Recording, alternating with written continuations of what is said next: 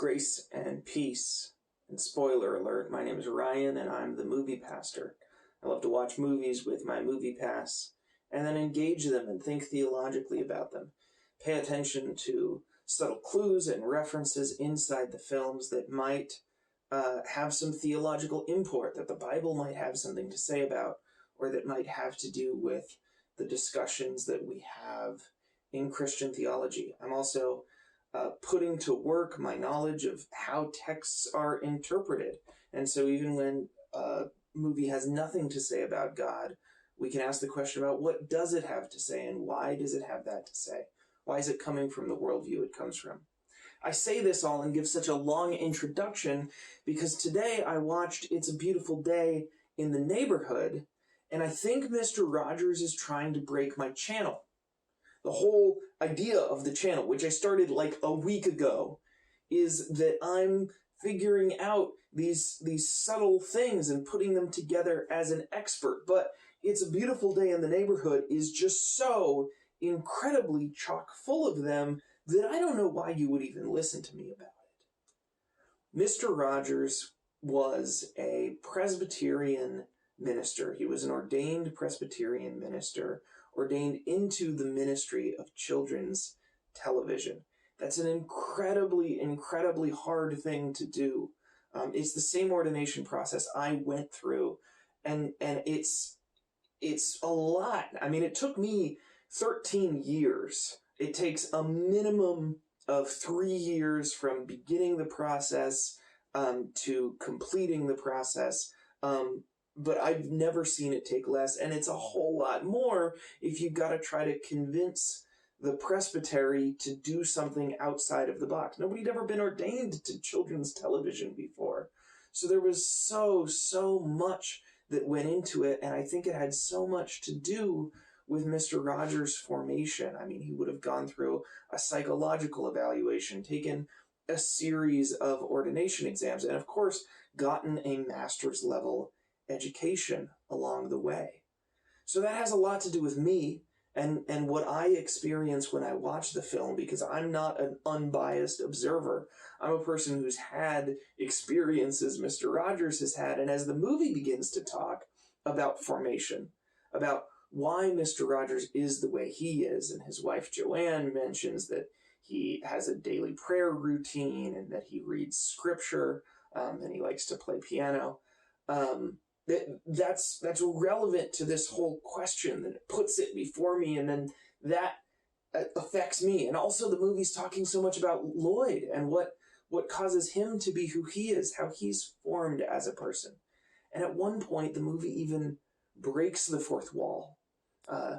Fred and Lloyd are at a diner, and he asks to just spend a couple moments in silence, thinking about the people who've loved you into being, and the movie slows down.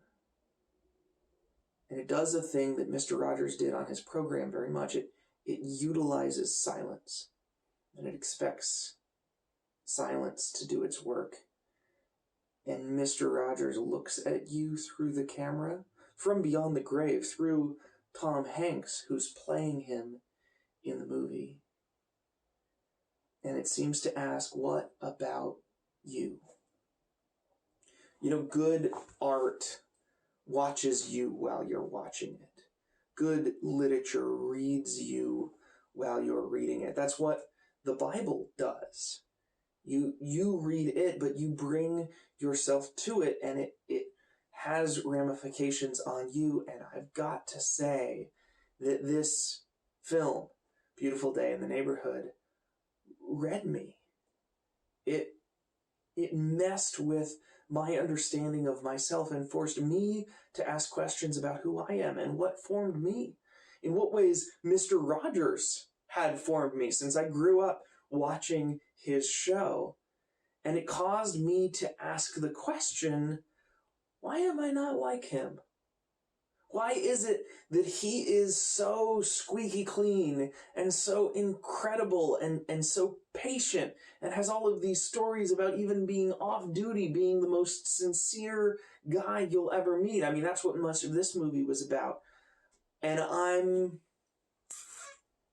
different from that. I mean, I'm a pastor, but I'm not the the world's squeakiest image of a pastor. And I mess up and say the wrong things. And I have this, just this different personality about me. And what is it about me that makes me that way? And what is it about him that makes him that way? And that's not stuff I can bring to any conclusion, but it's a great conversation to have. And it's the sort of messy conversation that we have when we experience good art, because art is there to disrupt. Art is there to mess you up. Science organizes and art disorganizes, but in the best possible way.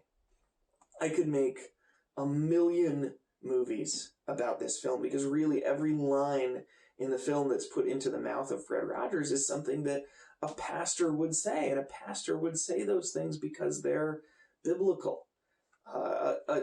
One of the underlying themes of the story had to do with forgiveness and the fact that everybody needs to hear that they are loved just the way they are, and that if we can hear that, we can move on, and we can go and be the person that we need to be. There's some great things being done related to forgiveness that have to do with the words, "I love you." Early in the film, Lloyd's father uses that phrase at his sister's wedding, and it's almost a manipulative move, but it's still something that Lloyd so desperately needs to hear, and so he resents it, and yet there's this arc about "I love you," and that's something that Mr. Rogers gives so freely, something that Jesus gives so freely. There's discussion about prayer. There's, of course, a very, very evocative moment near the end of the film in which Mr. Rogers asks Lloyd's father not if he, the Reverend, can pray with the dying man, but the other way around, if the dying man would pray for him. That's an amazing image of humility and an amazing image of what prayer can be and what prayer is for. But again, I don't want to talk to you all day and night about this. I am going to make another video, which I will link to, about Mr. Rogers' Neighborhood, the children's show, and how that lines up with our worship services. But I need to purge, and I need to share this, like, I almost can't be smart about this movie because this movie, I have to deal with too much of my own stuff before I can deal in any kind of non-biased way with like what actually the movie is doing. So thank you for meeting me in this conversation, and please talk back about it. What are the lines you noticed that you thought was important? Are there any things that confused you in the movie? You think there might be something to it, and you're like, oh yeah, why would a pastor do it this way? I would love to answer those kinds of questions.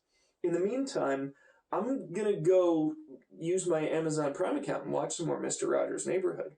And when in scenes of glory I sing the new song, 'twill be